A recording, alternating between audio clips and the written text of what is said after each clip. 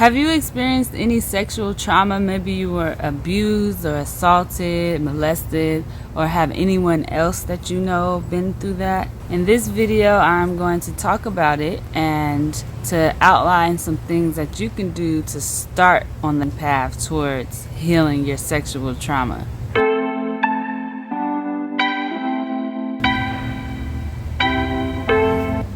My name is Bonita. This is the Funky Mystic channel where I post videos about healing and living a funky, divine, feminine lifestyle. If you feel like you need healing and you need to get your shit together, consider subscribing to my blog, my channel, and we can get through this healing together.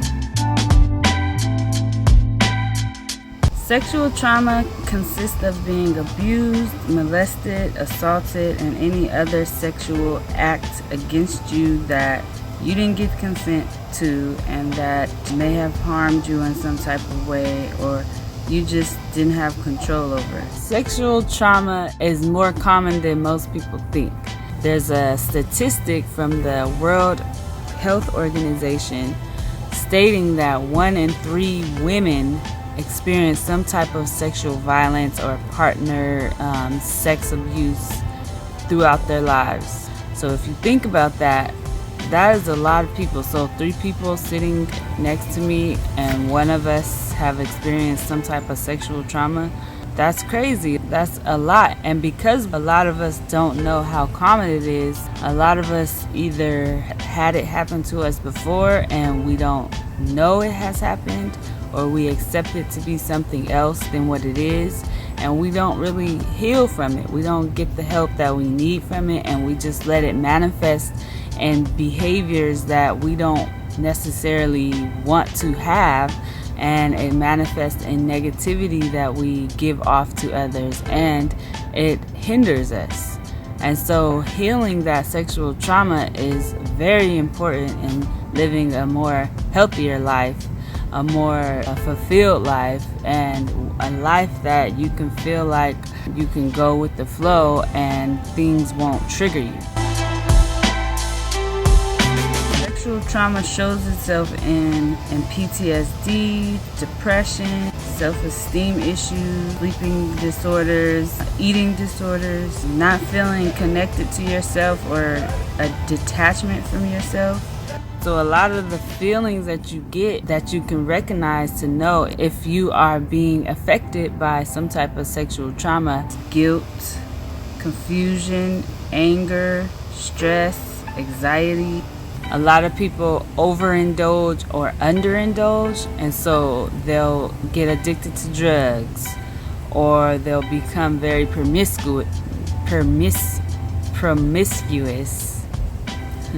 or they may even not associate with their bodies at all. They won't interact sexually. They don't like people touching them. And those are serious emotions and conditions to live with. They could get in the way of having a healthy lifestyle. They get in the way of your relationships.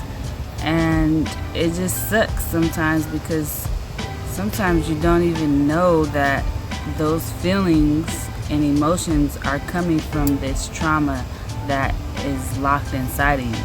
And so we have to engage in healthy behaviors and activities and mindsets to actually get us to heal those traumas and those memories of those traumas, so that these negative emotions don't keep resurfacing. First, I want to say that I am not a licensed therapist. All the information that I am giving is 1, from experience, 2, from research. I've kind of already been through this list of things on how to cope and heal, and I just want to share it with other people. So in my experience, I was molested as a child. I also was assaulted as an adult. And it wasn't until then that I really wanted to kind of dive deep and get healing and get therapy and to just heal my shit, because I felt so much confusion. I felt shameful. I felt dirty and nasty. I felt like it was my fault because, one, I was an adult. Two, maybe I put myself in that situation. And so it just made me not feel good about myself. And so that forced me into inquiring. I wanted to dive a little deeper into sexual trauma and how it affects us and how we can heal from it. And so that is where my research has started me, and this is where it has gotten me to this far. The first thing that I suggest in healing your sexual trauma is changing your mindset to know that it is not your fault. You did not give permission, so that means they had no right to do what they did to you. You were not the person to put yourself in that environment as a child. You did not do this to yourself. Regardless of if you were talking to the person or if you were friendly with that person, if you went to that person's house, or even if it was a situation where maybe you led on a little bit too much and then you said stop and they continued to go and you didn't want it to happen. So the first thing that we must understand, it is not your fault. What someone else did to you, that's on them. What they were going through, what they were experiencing at the time, what they felt at that moment that they needed to express within themselves, even if it was something negative. It doesn't have anything to do with you. You were just there to help them play out their experiences. You have nothing to do with what they experienced as a child, what they experienced as an adult. You have no fault in this. And it could be that they don't know that they harmed you. You know, when I was a kid and this happened to me, the person, I thought he was like 16, 17, 18, but in reality I found out that he was maybe like 11 or 12 or something like that. And so at that age, I mean, he's old enough, but really he's still a child. And so he was just acting out feelings and behaviors that maybe it happened to him, maybe he saw it. Something happened to him to where he felt it was okay in that moment to do that. So don't take it personal. Although it is a personal matter, we are not what we go through. If we detach ourselves, that we can see clearly, we can see it objectively and see it as it's happening. When we attach ourselves to things in the world, like our experiences, our surroundings, our environments, what other people make us feel about ourselves or what they tell us that we are, that's when we start to show all these issues, like feeling worthless or having low self-esteem or taking on someone else's anger or hurt. We didn't put this on ourselves, and we forgive ourselves first and foremost. You have to forgive yourself, and if you can forgive the other people that did this to you, then that's one step closer to healing, because then it's out there. You're not holding it in because you feel like it was you that did this. Research is really important. So like I said, once I realized that the feelings that I had because of these traumas were affecting me and I didn't like the feelings, I didn't like feeling the way that I was, I started researching. I started reading more about sexual trauma and why people did it, what were the symptoms of it, what were the manifestations, and how it affected people. I also researched other people that has gone through it so that I can understand like how they were coping with it, how they were dealing with it, because they've already been there and done that. And just knowing that, one, you're not the only one that has dealt with this. There's plenty of other people that you can talk to, that you can read their stories, you can hear their stories and know that this is a way that they've dealt with it. This is what they've gone through. Oh, maybe I'm not alone in this world. This happened to me. Maybe I'll try to get through it like they have. Just seeing that you're not the only one and that there's more out there helps. And also the knowledge that you get from learning about the onsets of these diseases and these traumas will help you to be familiar with your situation and to take action because you know. A lot of people don't act because they don't know, or they're scared and fear the unknown. And so once you put that knowledge in yourself and you read about it and you find out more about it, then you might feel better and you might know the path to take in order to heal from this. Once we know that, then we can kind of change our perspective about it and focus on how we're going to make ourselves feel better. You want to seek support. So if you have a friend or a family member or maybe even a support group that you feel comfortable with.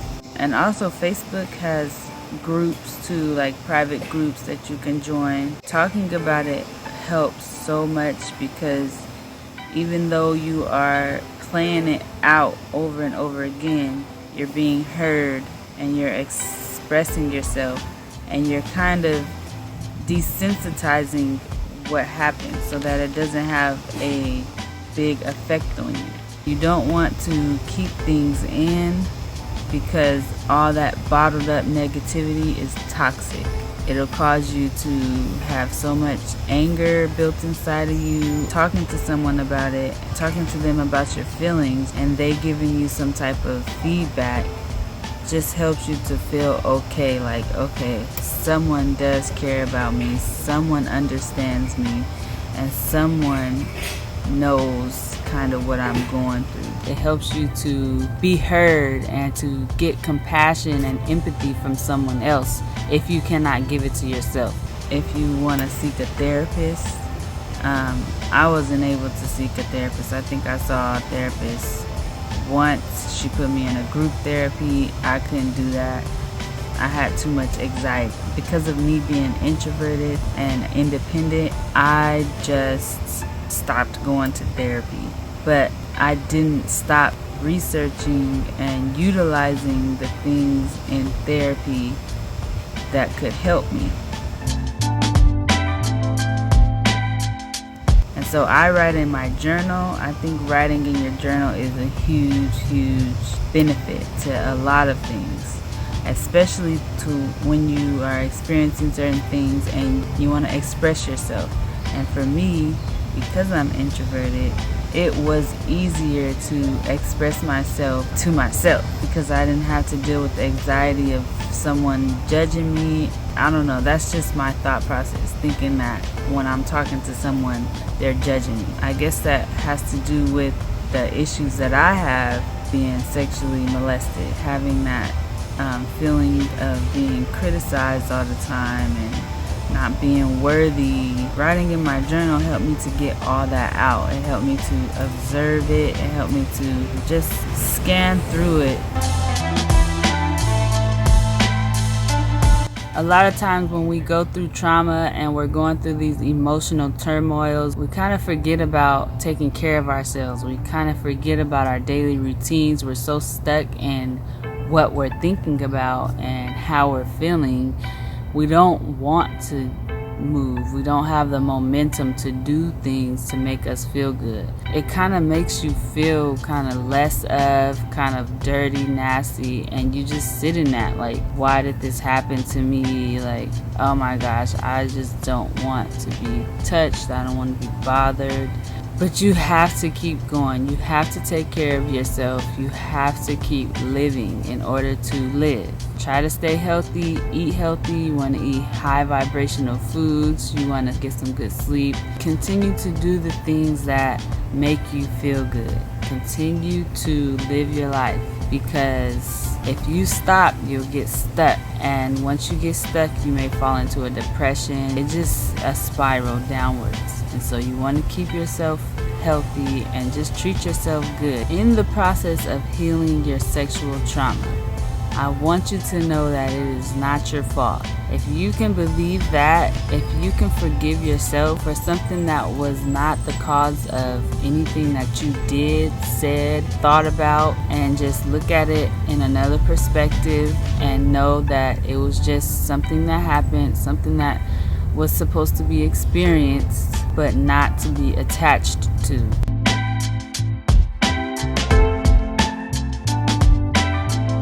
That is the most important thing that you need to heal from sexual trauma, because that changes your mindset, and your mindset changes your action. You want to research, because knowledge is power. The more you know, the less likely you'll be fearful of any type of situation that comes up around it, or any conversation that comes up around it. You want to dive deep into what you are fearful of, or what's making you feel this way. It helps to get it out. It helps to get that energy moving and away from you. Seek support. Find somebody that you can talk to, that you trust. And please take care of yourself. Be gentle to yourself. Don't beat yourself up for something that you have no control over. It is not your fault. And I hope that you can start here. Continue on your journey to healing. If you can relate, or if someone you know can relate, I'll be on this journey to healing as well. Consider subscribing to the channel. I'm going to be posting many more videos on how to live a healthier lifestyle, especially a lifestyle towards healing. Until next time,